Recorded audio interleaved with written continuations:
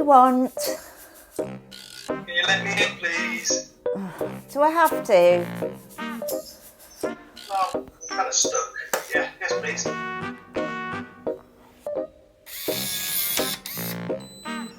Thank you.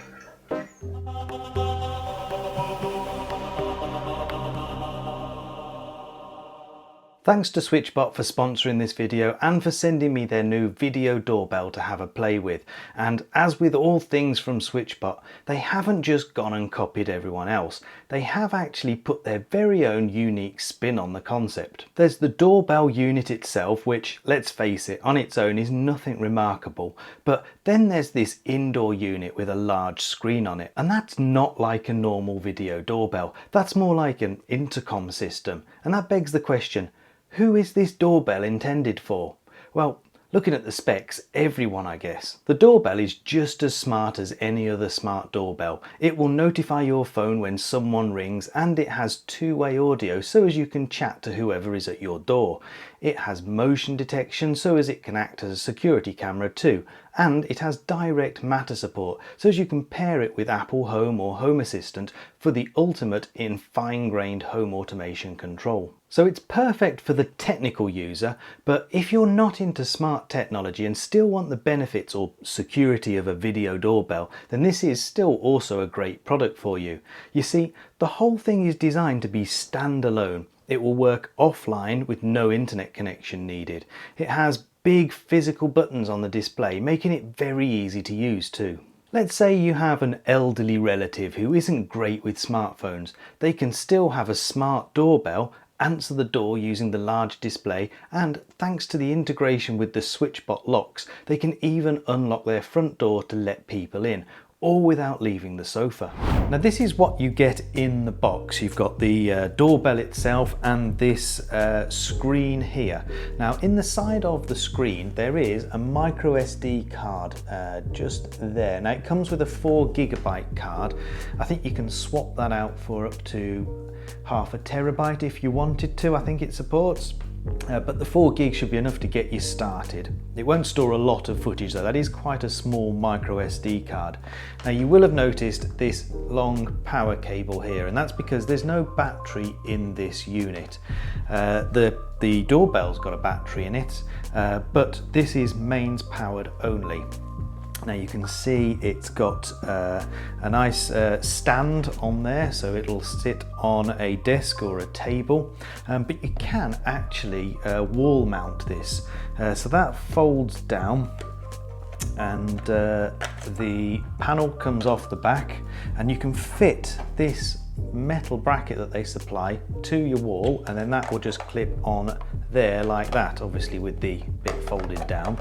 Yeah, so you can wall mount it quite nicely if you wanted this on a wall. You've just got to have somewhere for your power cable to go. Now the power cable does go in behind this little screw panel here, so if you got power coming out of your wall, you could make it look quite nice and tidy actually.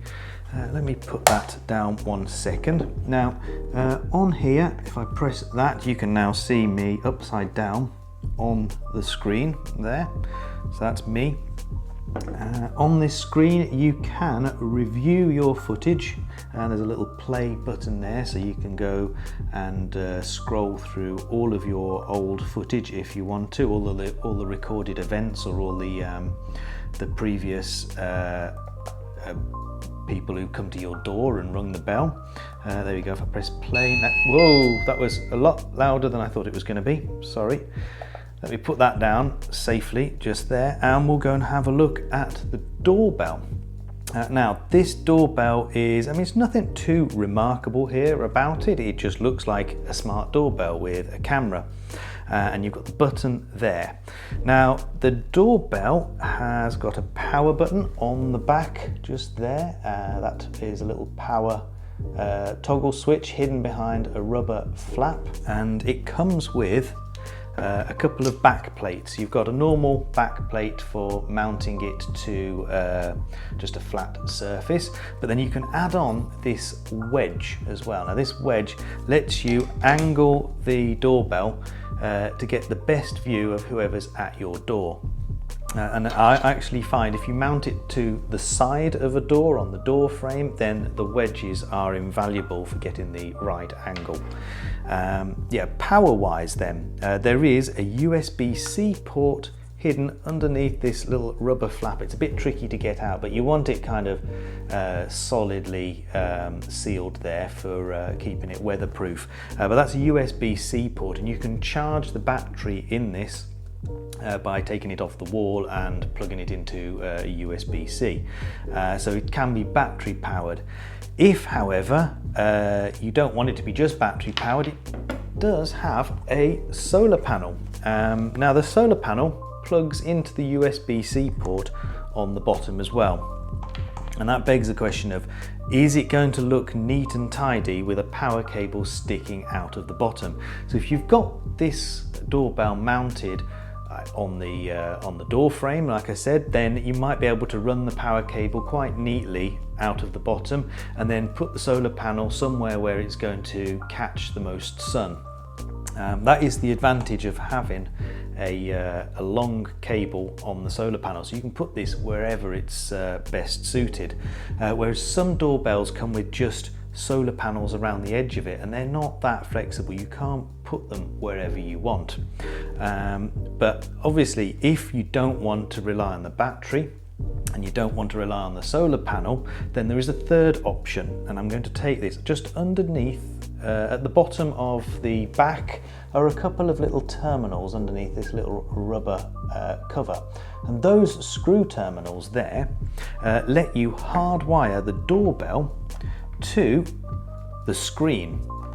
And on the back of the screen there are a couple of terminals there. I'm not going to show if that's going to focus. If this doesn't focus, I'll put another photo over the top of it. But essentially that just there is where you would connect bell wire, basically, like a positive and a negative bell wire. The two of them just connect together, and then the doorbell is permanently powered from the power that the screen is getting. Now that is not data, that is power only. The two devices still need to talk to each other wirelessly, and according to the manual they have 100 meters of range with nothing in between them. So you're probably talking, in a normal home environment, 20-25 meters for a reliable connection. Anyway, back to the studio. As smart video doorbells go, it has all of the features that you would expect. The doorbell's camera supports infrared night vision, so it can see in the dark, and it also has a couple of white LEDs which automatically turn on when motion is detected for improved colour vision. There are quick replies too, so if you don't want to actually talk to whoever is at the door, you can just select one of the pre-written responses and the doorbell will read it out to them. And you can even record your own. The doorbell also works as an NFC card reader, so if it's paired with your door lock, then just tapping one of your NFC keycards on the doorbell will unlock your door too. Now motion detection is turned off by default, so you do have to turn it on in the settings in the app. You have the option to detect all motion, or you can detect just humans.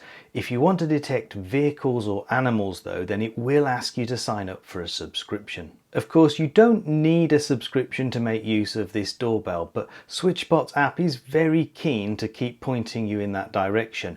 And for £2.99 a month, you get unlimited cloud storage for your video footage and the AI recognition of pets and vehicles. Now, I think with the competition putting things like pet and vehicle detection locally, that charging for those features in a subscription is a bit cheeky personally. But cloud storage side of things being unlimited for £2.99 a month, or even less if you get an annual subscription, isn't bad as far as cloud storage goes. Personally though, I'd go spend that money on a bigger micro SD card for the display. Now we need to discuss image quality, because this is where the doorbell does fall down a bit. It is 2K resolution, but the footage is very compressed with a lot of artifacts. It's designed to show you who is at the door and stream that to your phone or the display unit as fast as it possibly can, which means it has had to compromise on the image quality somewhat. If you're hoping to see the detail in things over the road, then you might be disappointed and this doorbell isn't for you. If you just need it to see who is at the door before you let them in, then you are the target market for this product. Anyway, I hope that you found this useful. If you did, then please give this video a like and don't forget to subscribe to the channel for free to see more from me. I'll put links down in the description to where you can buy one of these from if you're interested. A massive thank you as always to these guys here for supporting the channel. They're my patrons and channel members. If you'd like to support the channel by becoming a member or a patron, then check out the links down in the description. In return, you'll get early access to my videos and some bonus content too. Thank you for watching. Goodbye.